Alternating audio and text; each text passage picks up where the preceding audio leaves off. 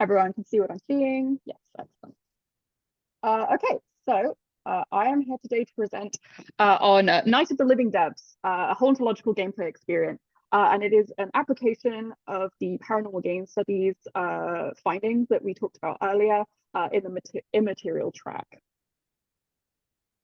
And so one of the things that we've kind of thought about in terms of game design praxeology is sort of what were the previous approaches that we had, which were sort of interviews, in situ ethnographies, potential postmortems, and their shortcomings.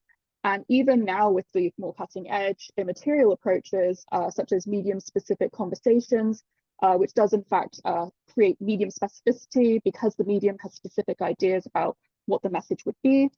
And also reverse exorcisms, quite timely in practice.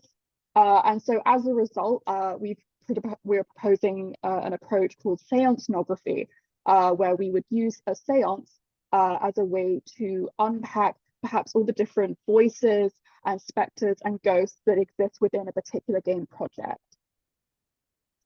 What's great, oh, the trailers, well, never mind. What's great about seancenography is that it allows room for all the voices in the spectral realm to come through. So there's no one who isn't getting a chance to say what they want to say. It also allows the chance for direct speaking of intention without the chains of sort of earthly responsibilities, so they can really speak their minds. And then there's also ideally more powerful, more power, the power balances ideally being more horizontal. Sorry, so it's a bit weird with my presentation, but we'll keep going.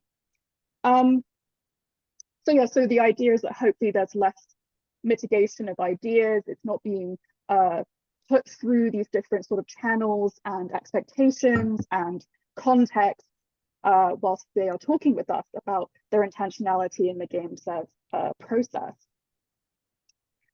We use a mixed method approach to do this, referring to the ERR, or the as we call it, the ectoplasmic revenant reverser, and also employing phantom gameplay, which essentially is where we play a section of game and listen to the phantoms and the voices and start to pass through perhaps certain moments in the game, certain rules, mechanics, and who was behind them, what was the point of them, as a way to sort of unpack reasonings.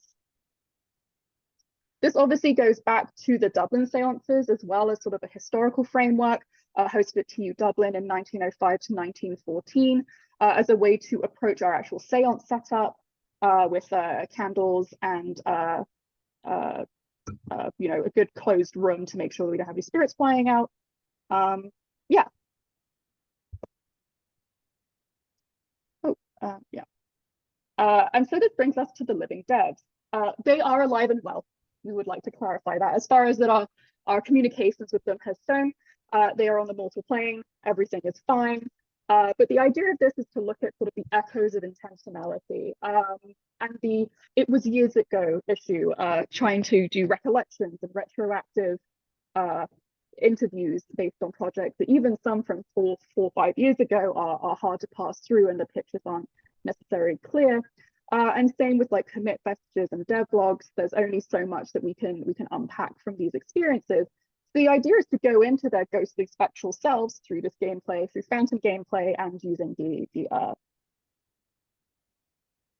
some of the findings we had were that Giga ghosts were louder than others. We found that these specters are creative directors, and sometimes investors could kind of be heard a little bit louder over the other developers that worked on the game.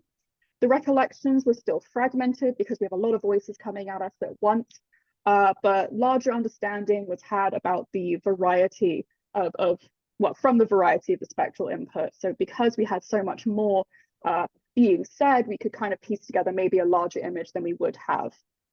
We did have issues with marketing poltergeists, really informing the intentionality. They kept kind of removing voices from the space, you know, trying to reframe the gameplay as it was going.